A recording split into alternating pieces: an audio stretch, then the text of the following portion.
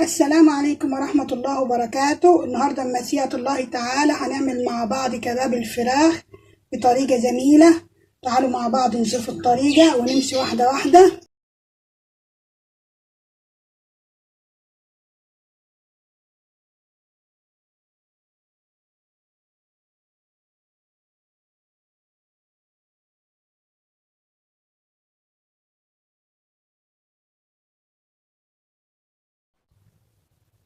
معانا صدور فراخ، صدور فرخة، معانا الكزبرة، معانا بصل، يعني بصل كتير لأن كباب الفراخ بيحب البصل الكتير، معانا فلفل أخضر قطعينه صغير، معانا ملح، معانا بهارات، معانا فلفل أسود. تعالوا مع بعض نشوف الطريقة مع بعض، هنعملها واحدة واحدة مع بعض. حطينا على النار السمنة بالشكل ده، معلقة سمنة كبيرة، وهننزل بالبصلة مع بعض بالشكل ده. أنا مقطعة البصل مكعبات بالشكل ده معانا بالشكل ده.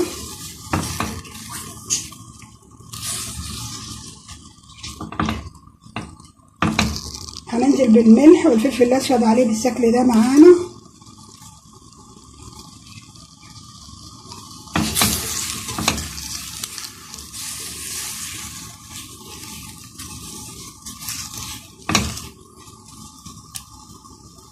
أنا مقطعة البصل مكعبات والفراخ مقطعاها مكعبات برضو.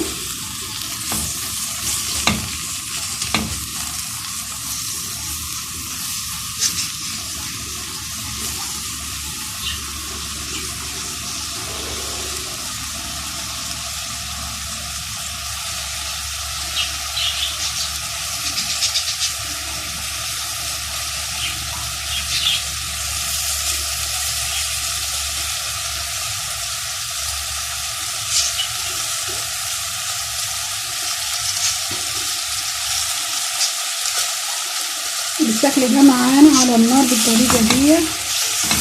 نتبل البصلة مع بعض بالشكل ده.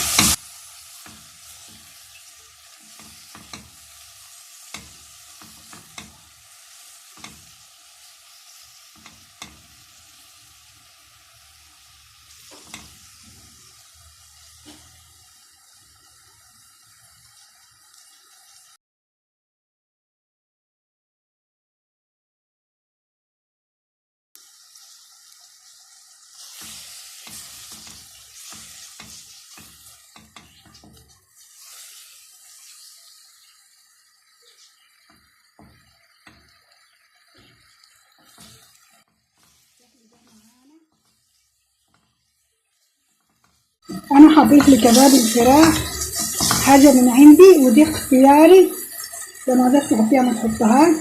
انا مقطعه بطاطس مكعبات صغيره حطيتها معايا بالشكل ده.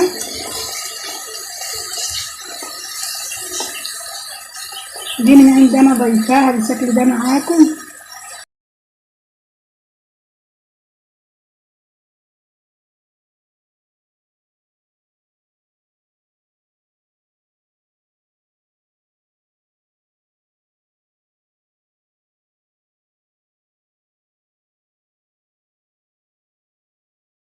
انا مقطعاها البطاطس مكعبات صغيره بالشكل ده زي ما شفتوا معايا بالشكل ده، مقطعاها مكعبات صغيره.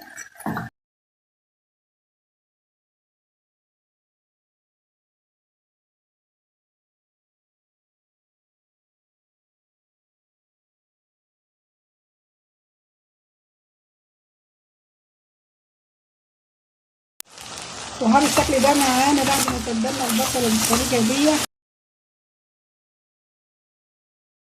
هننزل بالفراخ مع بعض بالشكل ده معانا اللي احنا مقطعينها مكعبات بالشكل ده.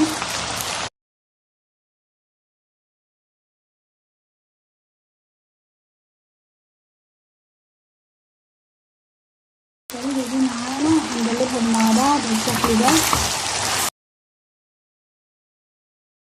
وكل حاجة احنا مقطعينها مكعبات مع بعض.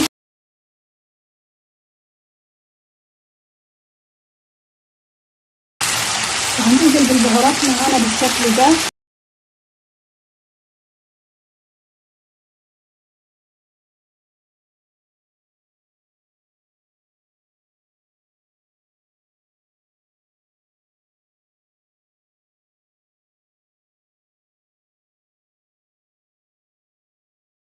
اه بالشكل ده معانا. بعد ما سيبناه على نار هاديه بالشكل ده هننزل بالفلفل بالطريقه دي معانا وهنقلبهم مع بعض بالشكل ده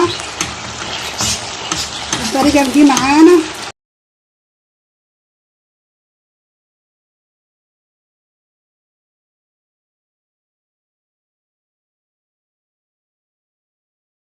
بعد ما سيبنا الفراخ مع بعض وسيبناها تتسيب على نار هاديه حوالي ربع ساعه استوت بالشكل ده معانا، فنزلنا بالفلفل بالطريقه دي معاكم وتعالوا مع بعض.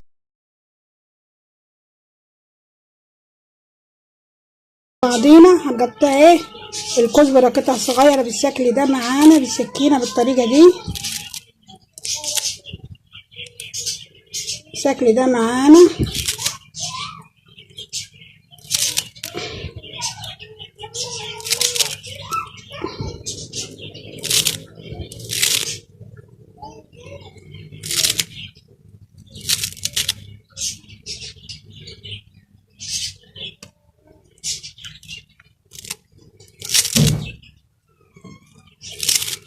هاتنا الكزبرة بالطريقة دي هننزل بيها فوق المقدار على النار معانا بالشكل ده.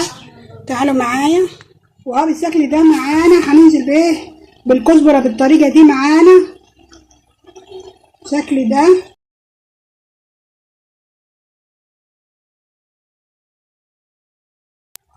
على النار. هيفضل بحوالي دقيقتين مع بعض عشان الاكل يستوي معانا بالطريقة دي.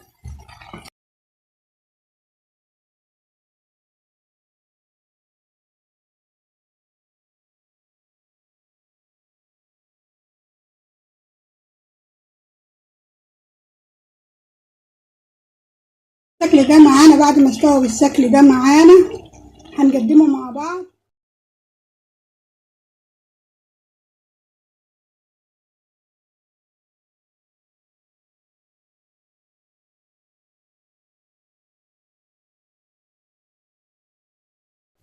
وضع معانا كباب الفراخ اللي عملناه مع بعض واحدة واحدة بطريقة جميلة، بس أنا ضفت عليه البطاطس.